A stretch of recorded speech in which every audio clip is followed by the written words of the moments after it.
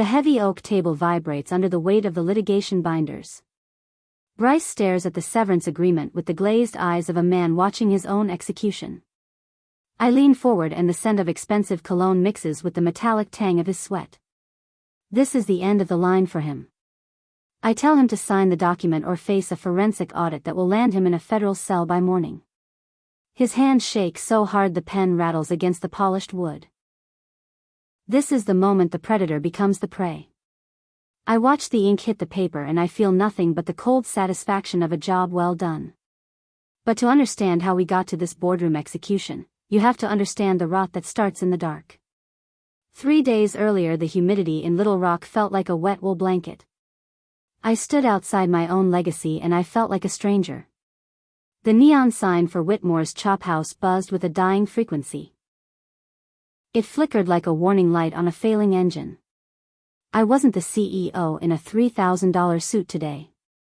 I was just a man in a faded work shirt and boots that had seen better years. I pushed open the heavy door and the smell hit me instantly. It wasn't the rich aroma of dry-aged ribeye or the sweet smoke of hickory. It was the scent of neglect.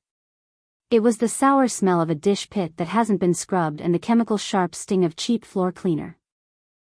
The dining room was a theater of fading glory. The leather booths were cracked along the seams. The gold leaf lettering on the windows was peeling away like dead skin. I took a seat at a corner table where the shadows could swallow me whole. I watched the staff move with the mechanical joylessness of prisoners. They didn't glide between tables with the grace of professional hospitality. They shuffled. They kept their heads down. They avoided eye contact with the customers and each other. It was a failure of leadership that I could feel in my marrow. A young woman approached my table. Her name tag read Jenna. Her eyes were sharp but rimmed with the red fatigue of double shifts. She didn't offer the standard corporate greeting I had spent millions developing. She just asked what I wanted. I ordered the signature filet, medium rare. I watched her hand tremble as she wrote the order. She wasn't nervous because of me. She was nervous because of the man standing by the bar. Bryce. He was dressed in a suit that cost more than a server's monthly rent but fit him like a cheap polyester shroud. He was watching the floor like a hawk looks at a field of mice. He wasn't looking for ways to help. He was looking for a reason to strike. When the steak arrived it was a culinary insult. The sear was gray and the center was cold. It was a breach of contract with the customer. I didn't send it back. I watched Jenna. She lingered for a second too long.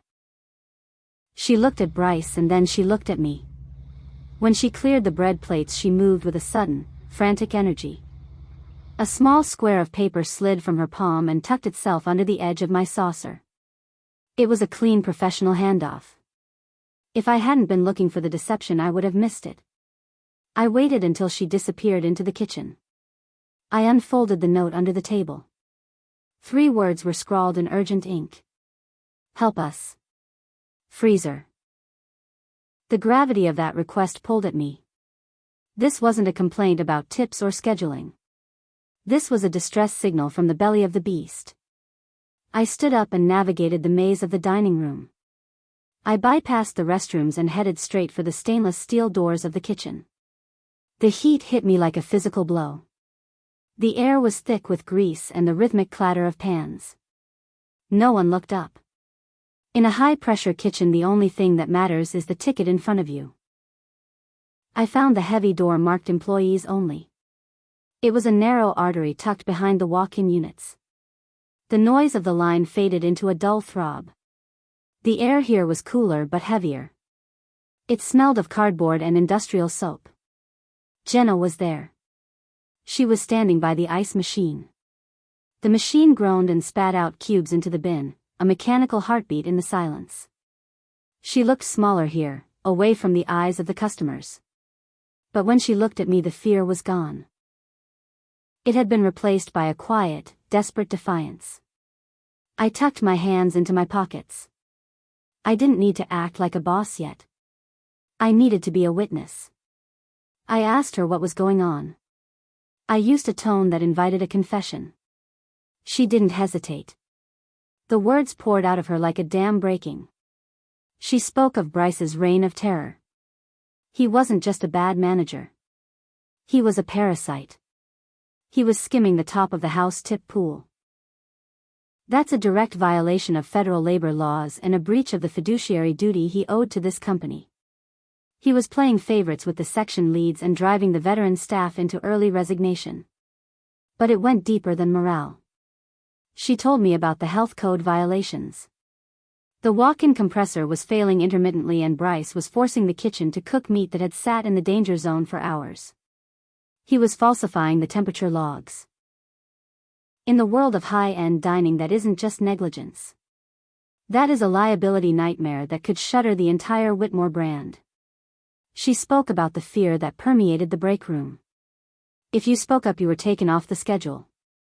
If you complained to corporate, the messages were intercepted by Bryce's friends in regional oversight.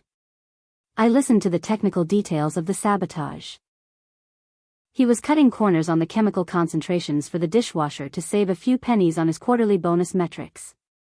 He was using uncertified vendors for the produce to get kickbacks in cash. It was a sophisticated web of petty corruption. I felt a cold rage beginning to bloom in my chest. This restaurant carried my name. My grandfather had built the first location with a charcoal grill and a handshake. Now it was being bled dry by a man who didn't understand the sanctity of the service industry. I asked her why they hadn't reached out to the anonymous ethics hotline. Her laugh was short and bitter. She told me the last person who called that line was fired 48 hours later for a fabricated hygiene violation. The system was rigged. The oversight was compromised. I realized then that I wasn't just dealing with a rogue manager. I was dealing with a systemic failure of my own corporate structure. I had spent so much time looking at the macroeconomic trends of the hospitality industry that I had forgotten to look at the people holding the trays. Jenna's voice dropped to a whisper. She told me she had evidence. She had been keeping her own logs. She had photos of the mold in the ice machine and the spoiled crates of shrimp. She was risking everything by talking to me. She didn't know who I was. She just saw a man who looked like he might actually listen. If you've ever seen a person reveal their true colors like this, hit the like button so I know I'm not alone. It takes a specific kind of courage to stand up when you have everything to lose and nothing to gain but your dignity. I felt the weight of her trust. It was a heavy, physical thing. I told her I would handle Bryce. I told her the changes would be sweeping and permanent. The relief that washed over her was visible. Her shoulders dropped 3 inches. But the mystery still hung in the air. If Bryce was this bold, he had to have protection from someone higher up. Someone in my inner circle was feeding the shark. I needed to know who was authorizing the bypass of the audit protocols. I stepped back out into the dining room. The transition was jarring. The soft jazz and the amber lighting felt like a lie. I saw Bryce at the host stand. He was laughing at a joke a wealthy regular was telling. He looked so polished. So professional. He was the perfect mask for a rotting core. I walked past him without a word. I didn't want him to see the fire in my eyes yet. I needed to move in the shadows for a little while longer. I walked out into the Arkansas night. The air was thick and smelled of rain that refused to fall. I sat in my car and watched the restaurant through the windshield. I started making a list of the people who would be gone by the end of the week. This wasn't just about a steakhouse anymore. This was a war for the soul of my company. I had the resources and I had the evidence. Now all I needed was the timing. I looked at the note Jenna had given me one last time. Help us. I put the car in gear and pulled away. The overhaul had already begun in my mind. I was going to tear this place down to the studs and rebuild it. One steakhouse at a time. The storm was coming for Bryce and he didn't even have an umbrella. The engine of my sedan purred as I navigated the rain-slicked streets toward my hotel, but my mind was already back at the corporate office in Dallas, digging through the digital archives. I needed to see the payroll logs and the procurement ledgers before the sun came up. Corruption of this magnitude leaves a paper trail, even if it's just a faint scent of ink and deception. I pulled into a darkened parking lot 2 blocks away from the restaurant and flipped open my laptop, tethering to a secure line. My fingers flew across the keys as I bypassed the standard managerial portal and accessed the back-end server. The data began to stream across the screen in cold, clinical columns of green and white. I looked for the variance reports. In a healthy operation, the food cost percentage should hover around 32%. Bryce's reports showed a suspicious, rock-steady 28%. It looked good on paper, the kind of number that earns a manager a fat performance bonus, but in reality, it was an impossibility. You don't get those numbers without sacrificing quality or underreporting waste. I cross-referenced the linen invoices with the labor hours. There it was. A discrepancy in the laundry service billing that suggested we were paying for twice the number of tablecloths we actually used. This was the classic kickback scheme. He was over-ordering services from a shell company and pocketing the difference. But as I scrolled deeper into the encrypted files, I found a ghost in the machine.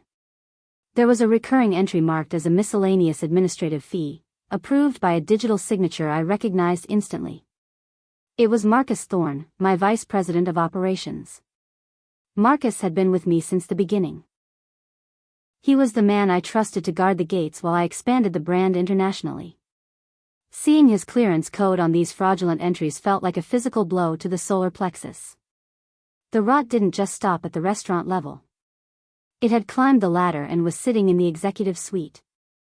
I sat in the silence of the car, the blue light of the screen reflecting in my eyes.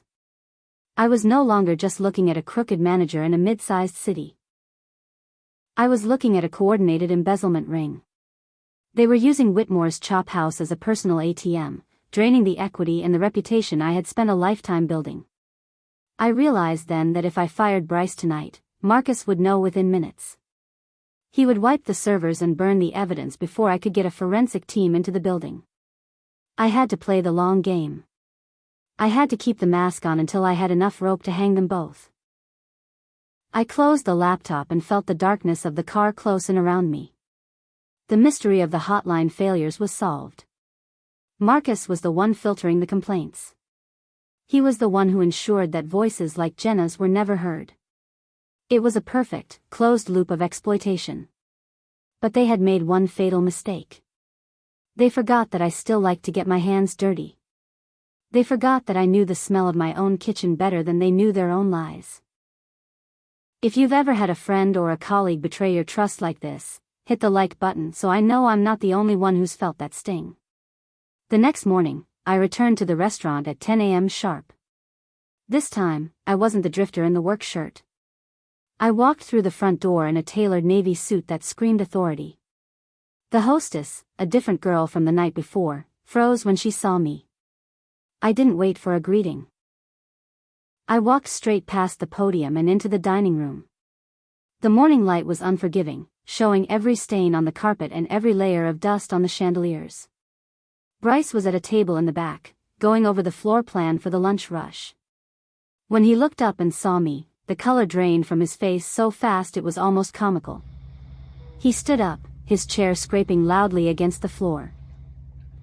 He tried to summon the mask of the professional manager, but the corners of his mouth were twitching. He stammered my name, his voice an octave higher than it had been the night before. I didn't offer a hand to shake. I told him we were going to the office. I walked ahead of him, forcing him to follow me through the dining room in full view of the prep staff. I could see Jenna through the kitchen pass-through. She stopped what she was doing, her eyes wide as she realized who the man from the freezer really was. I gave her a nearly imperceptible nod. The cavalry had arrived. Inside the cramped, windowless office, the air smelled of stale coffee and old cigarettes. I sat in Bryce's chair and gestured for him to stand. I laid my laptop on the desk and turned it so he could see the variance reports I had pulled. I didn't raise my voice. I spoke with the terrifying calm of a man who already knows the ending of the story. I asked him to explain the linen invoices. I asked him to explain why the meat logs showed prime ribeye while the delivery bay was receiving choice grade cuts. He started to lie, spinning a tale of shipping errors and clerical mistakes, but I cut him off with a single word. Marcus. The name hit him like a bullet. He stopped mid-sentence, his jaw hanging open. He realized the game was over. I told him that I had already frozen Marcus's access to the corporate accounts. It was a bluff, but a calculated one. I needed him to believe that the ship was sinking and he was the only one left on deck. I told him that the first person to cooperate with the auditors would be the only one who didn't face criminal charges. I watched the gears turning behind his eyes. He wasn't a loyal soldier. He was a coward. And cowards always flip when the heat gets high enough. He started talking. He didn't just admit to the skimming. He gave me the names of the vendors who were in on the kickbacks. He told me how Marcus had instructed him to suppress the staff complaints. He spoke for 45 minutes while I recorded every word on my phone. The depth of the betrayal was staggering.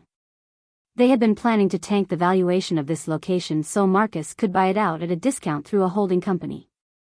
It wasn't just theft. It was an attempted hostile takeover from the inside out. I felt a strange sense of clarity as he finished. The anger had burned away, leaving only a cold, hard resolve. I told Bryce to pack his personal belongings and leave. I told him that if he contacted Marcus, would personally ensure the prosecutor asked for the maximum sentence. He didn't argue. He grabbed his coat and fled out the back door, leaving the restaurant he had tried to destroy. I sat in the silence of the office for a moment, listening to the muffled sounds of the kitchen. There was a lot of work to do. I walked back out to the line. The staff was huddled near the heat lamps, whispering. They knew something massive had just shifted. I called for a general meeting in the center of the kitchen. I looked at the faces of the cooks, the dishwashers, and the servers.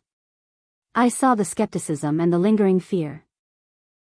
I told them who I was, and I told them that the era of Bryce was over. I told them that starting today, their pay would be adjusted to reflect the tips that had been stolen from them. I told them we were closing for 48 hours for a deep clean and a full restock of the pantry. Jenna stepped forward. She looked at me not as a savior, but as a boss she could finally respect. I told her she was being promoted to interim floor manager. I needed someone who knew where the bodies were buried and who actually cared about the guests. The room stayed silent for a beat, and then a dishwasher in the back started to clap. It was a slow, tentative sound that grew into a roar. For the first time in years, the energy in Whitmore's chop house felt right. But as the staff began to mobilize, my phone vibrated in my pocket.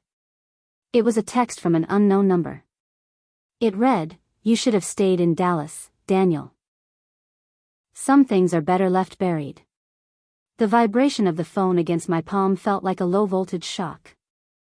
I stared at the screen and the black text on the white background seemed to pulse. It was a digital fingerprint of a threat.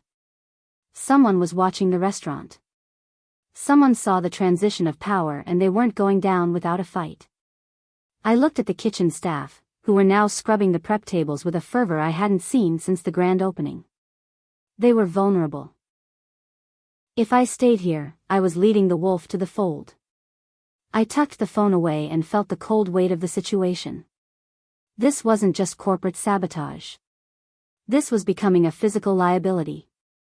I called my head of security, a former federal marshal named Miller. I told him I needed a 3-man detail at the Little Rock location within the hour. I told him to pull the external security footage from the last 6 hours and run every license plate that lingered in the alley. I wasn't going to be a sitting duck in my own house.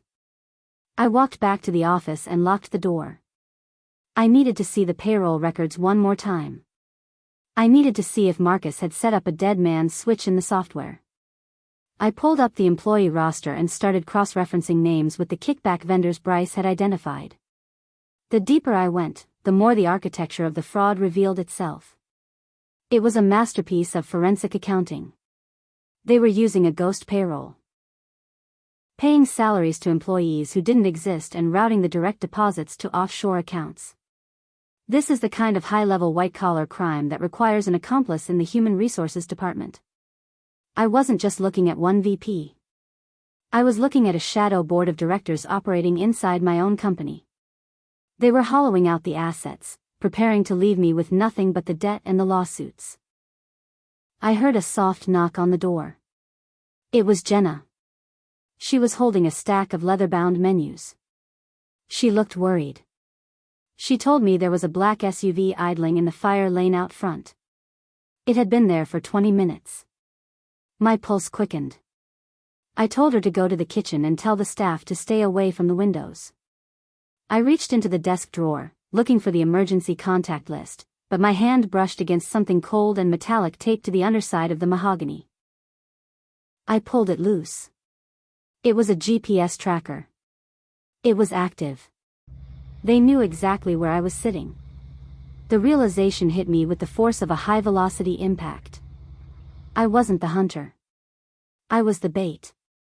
I had walked into a trap that had been set months ago. Marcus didn't just want the restaurant, he wanted me out of the picture entirely so the board would trigger the succession clause in his contract. If you've ever felt the moment the ground falls out from under you, hit the like button so I know I'm not alone. I didn't have time to wait for Miller. I had to move. I grabbed the tracker and the laptop and headed for the back exit. I didn't take my car. I knew they'd be watching it. I stepped out into the humid air of the alley and moved toward the shadows of the industrial dumpsters. The smell of rotting citrus and damp cardboard was overwhelming. I saw the silhouette of the SUV at the end of the block. The headlights were off. It looked like a shark cruising the shallows. I slipped into the narrow space between the steakhouse and the neighboring warehouse. My suit jacket snagged on a rusted pipe, but I didn't stop. I needed to get to a neutral ground where I could call the shots. I reached a small, dive bar 3 blocks away. It was the kind of place where the light is dim and the questions are few. I went to the back booth and opened the laptop again. I didn't look at the payroll this time. I looked at the GPS history of the tracker I had found. It showed a recurring stop at a private airfield outside of Dallas. That was the missing link. That was where the physical cash was being moved. If I could get the tail numbers of the planes used on those dates, I would have the evidence to bring in the authorities. The bar's television was tuned to a local news station. A breaking news banner crawled across the bottom of the screen. Fire at Whitmore's Chop House. My heart stopped. I looked up and saw the live feed from a helicopter. Thick, oily smoke was pouring out of the roof of my restaurant. The neon sign I had just been looking at was partially melted. The reporter was talking about a possible gas leak in the kitchen. I knew better. It was an arson. It was a cleanup operation. They were burning the evidence and the witnesses along with it. I ran out of the bar, the adrenaline masking the ache in my lungs. I didn't care about the SUV anymore. I ran back toward the glow of the fire. The sirens were a deafening chorus against the night sky. When I rounded the corner, the heat was a wall. Firefighters were hacking at the roof with axes. I saw the staff huddled across the street. I scanned the faces, my breath hitching in my throat. I saw the line cooks. I saw the dishwashers. But I didn't see Jenna. I pushed through the police line, ignoring the shouts of the officers. I grabbed a waiter by the shoulders and asked where she was. He pointed toward the back of the building, his face streaked with soot. He said she went back in to get the server logs from the office. She thought they were important. She thought they were what I needed. I felt a wave of guilt so sharp it felt like a blade. I had put her in the line of fire.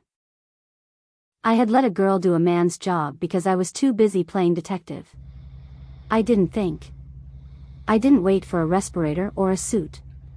I wet my silk tie with water from a nearby puddle and wrapped it around my face. I ran toward the employee entrance. The door was framed in orange light. The sound of the fire was a roar, a living thing that hissed and spat at the sky. I kicked the door open and the smoke hit me like a physical weight. It was black and thick, tasting of plastic and expensive steak. I called her name, but my voice was swallowed by the collapse of a ceiling joist. The hallway was a furnace.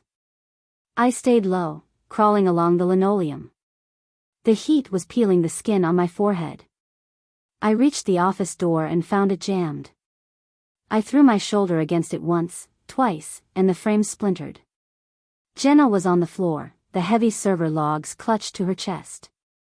She was unconscious, her breathing shallow. I scooped her up, the laptop bag banging against my hip. The exit I had come through was now a wall of flame. We were trapped in the heart of the inferno. I looked at the small high-set window. It was reinforced glass, designed to keep intruders out. I grabbed Bryce's heavy bronze desk award and swung it with everything I had. The glass shattered, and the rush of fresh oxygen caused a backdraft that knocked me off my feet. I hauled Jenna up to the ledge, pushing her through the opening into the arms of the firefighters who had just arrived on the roof. I followed her out just as the office floor vanished into a pit of embers. We fell onto the gravel of the alley, gasping for air that didn't burn. As the paramedics loaded Jenna into the ambulance, I stood in the rain that had finally started to fall. I was covered in soot, my suit ruined, my name literally in ashes behind me. I looked down at the server logs she had saved. They were singed at the edges but readable. I looked up and saw the black SUV still idling a block away. They hadn't left. They were waiting to see if I walked out. I didn't hide. I stood in the middle of the street and stared directly at the dark windshield. I held up the logs. I wanted them to know that they had burned my building, but they had given me the one thing I needed to bury them forever. The black SUV accelerated away from the curb and the tires shrieked against the wet pavement as it disappeared into the night. I stood in the middle of the street and the rain washed the soot from my face in cold gray streaks. The adrenaline was beginning to recede and it was leaving behind a jagged landscape of pain and clarity. My lungs felt like they had been scrubbed with steel wool. I looked at the ambulance disappearing toward the hospital with Jenna inside. She was a casualty of a war she didn't start. I looked at the smoldering remains of the steakhouse and I felt a tectonic shift in my own identity. I was no longer the builder. I was the wrecking ball. I walked toward the shadows where Miller's security detail finally materialized. 3 men in tactical gear emerged from the gloom like ghosts. Miller looked at my scorched suit and the singed logs in my hand. He didn't ask questions. He knew the look of a man who had just crossed a Rubicon. I told him to get me to a secure location that wasn't on the corporate grid. No hotels. No offices. No places with my name on the deed. He nodded and led me to an armored transport parked in the alley. The interior was a sanctuary of high-tech silence and the smell of ozone. We drove to a safe house in the Ozark foothills. It was a nondescript cabin tucked behind a curtain of pine trees. Inside the air was crisp and smelled of cedar. I didn't sleep. I laid the singed server logs out on a kitchen table and opened the laptop. The logs weren't just records of sales. They were a secondary set of books that Jenna had been keeping. She had documented the exact times and dates of the cash drops Bryce had been making.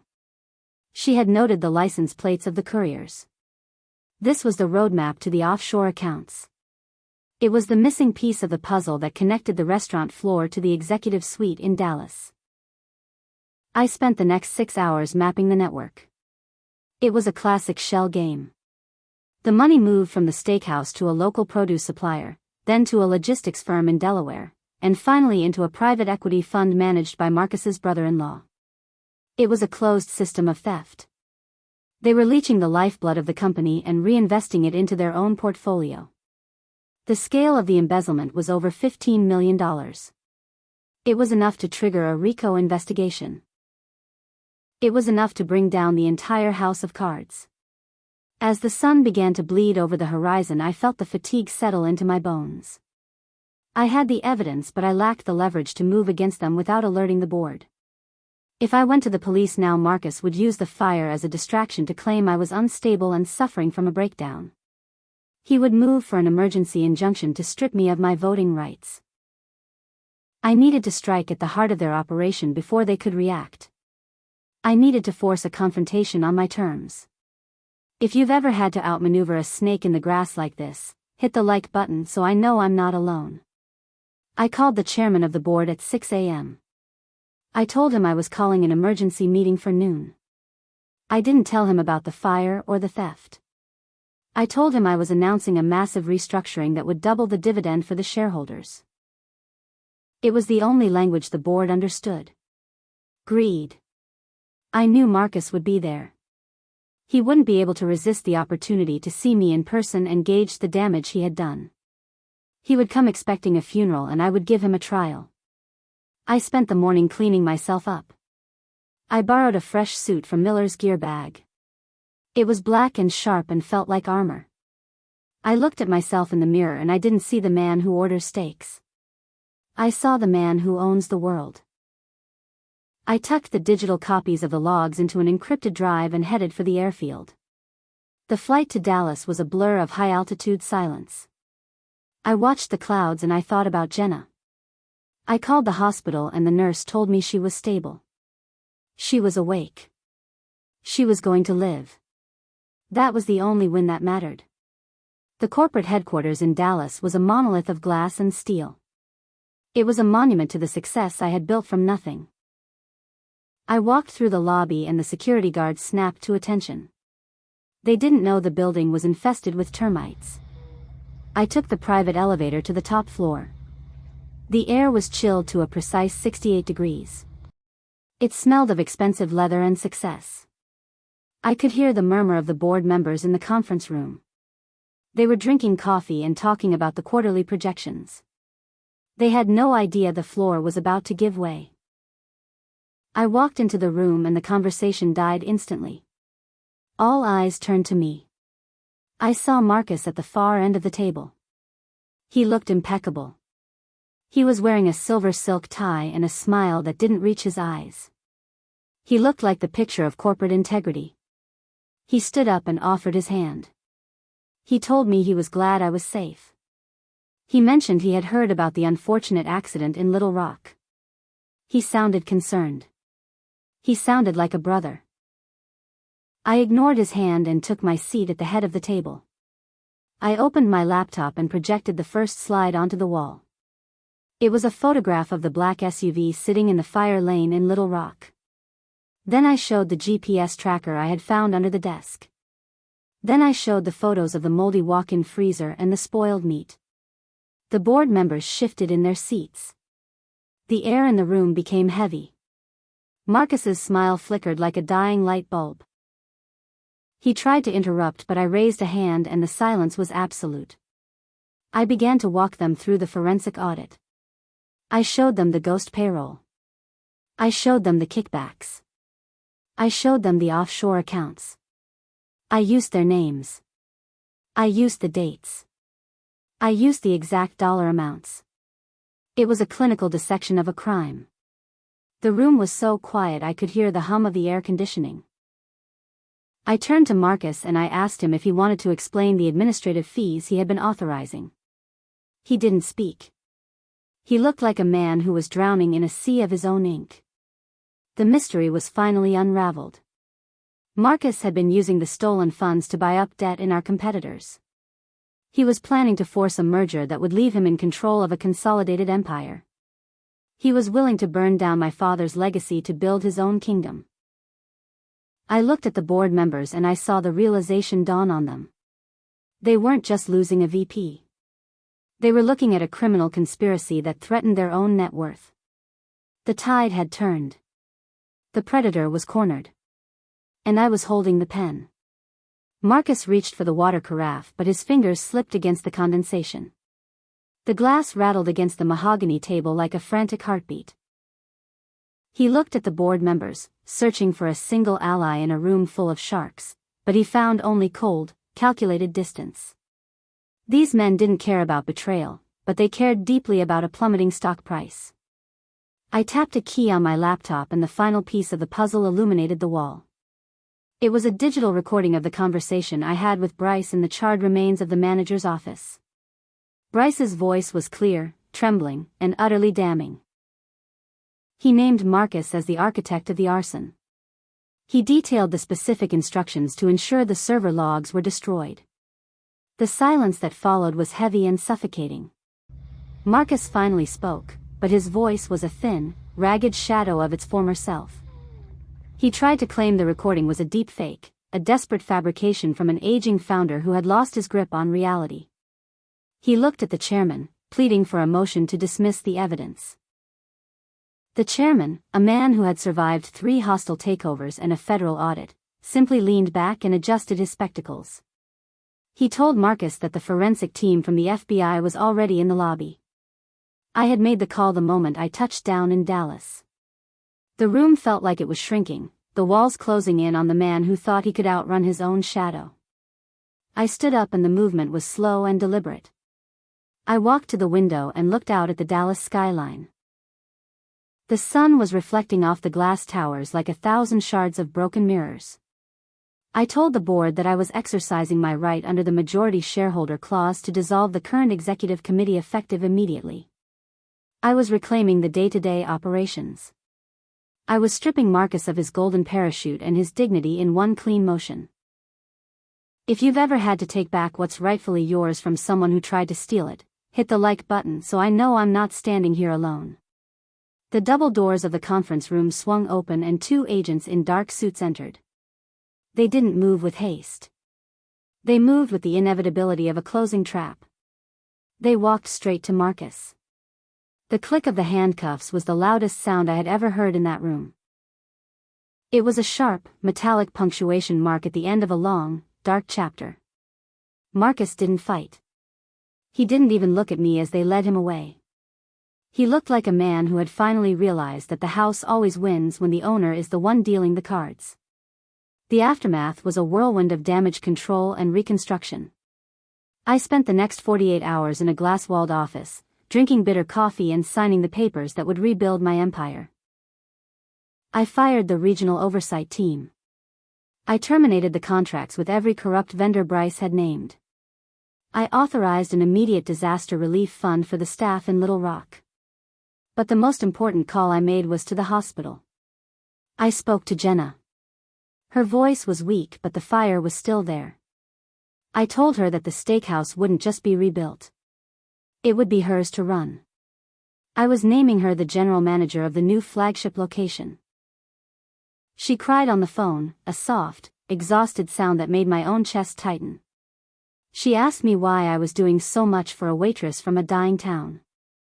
I told her she wasn't a waitress. She was the whistleblower who had saved $1 billion company from itself. I told her that in my world, loyalty is the only currency that doesn't depreciate. I promised her that when the new doors opened, her name would be on the plaque next to mine. It wasn't just about the restaurant anymore. It was about proving that the truth still has a seat at the table, even in a room full of liars. A month later, I stood in the red clay dirt of Little Rock. The construction crews were already raising the new steel skeleton of the chop house. The smell of fresh pine and wet concrete had replaced the stench of smoke and rot. I wore my old work boots and the same faded shirt from the night I first met Jenna.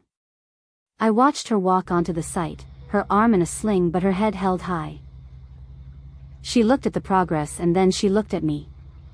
There was no fear in her eyes anymore. There was only a shared understanding of what it costs to do the right thing. We stood there in the heat of the Arkansas afternoon, watching the workers weld the joints of the new kitchen. I thought about the steak I had ordered that first night. The gray sear. The cold center. It was a reminder that excellence isn't a destination, it's a constant, grueling maintenance of standards. I told Jenna that we were going to change the menu. No more shortcuts. No more cheap produce. We were going back to the charcoal and the handshake. We were going to remind the world why the name Whitmore stood for something more than just a place to eat. As the sun began to set, casting long, amber shadows across the construction site, my phone buzzed in my pocket. It was a notification from the corporate legal team. Marcus had reached a plea deal. He was going away for a long time. The ghost accounts had been seized and the funds were being returned to the company treasury. The war was over. I looked at the horizon and I felt a sense of peace I hadn't known in decades. I had lost a building, but I had found my soul again in the wreckage. I turned to Jenna and asked her if she was ready for the hard part. She laughed and asked me what could be harder than a burning building. I told her the truth. Living up to the legend we were about to build. We walked toward the edge of the property together, two survivors of an arson that was meant to bury them. The tides had turned, the rot was purged, and the fire had only served to temper the steel. One steakhouse was back. The rest of the world was next. I stepped into my car and drove away, leaving the shadows behind me and heading toward the light of a new legacy. Have a story like this? Send it to us, and we'll share it with the world. Don't forget to like, subscribe, and hit the bell for more true family drama. Thanks for watching.